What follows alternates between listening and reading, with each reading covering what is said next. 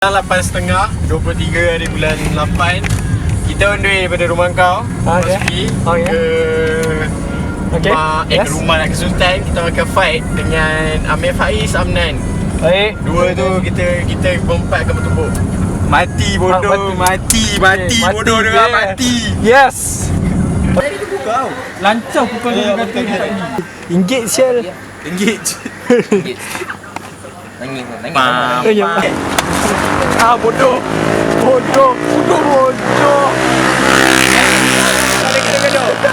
Kami sontak babi.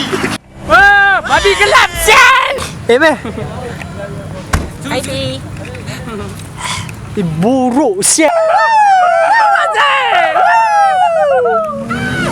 Oh, PD. Oh.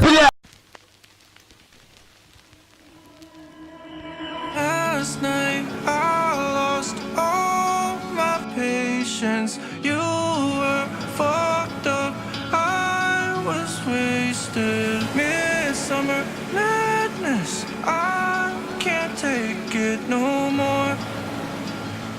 No more. Fuck the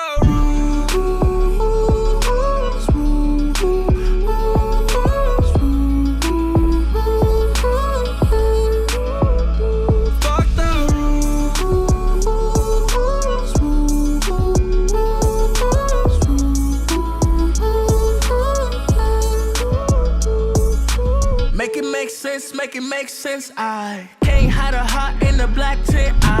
You were off the bullshit and the tablets. Under 21, both savage. All these blurry nights feel the same to me.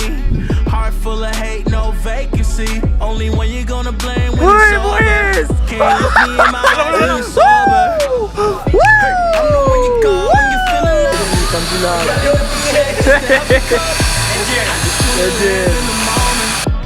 you just wanna fight cause you're lonely. Tryna see a milli then be really up. Rockstar crash in my pocket. Mana boleh gali.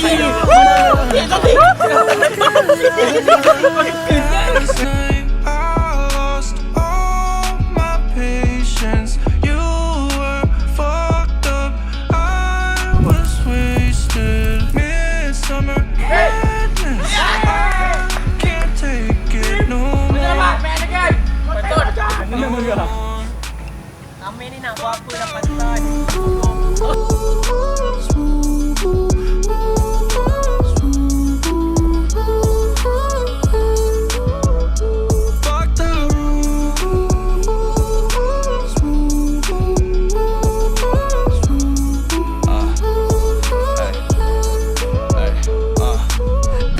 Siap. Okey. Dan dua seorang kat itu. Okey, kami gerak dulu Abai Mamu. Abai Mamu.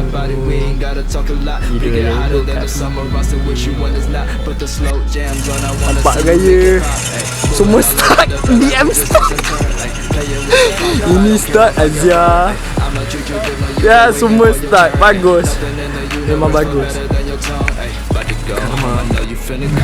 Vamos! Jom lah!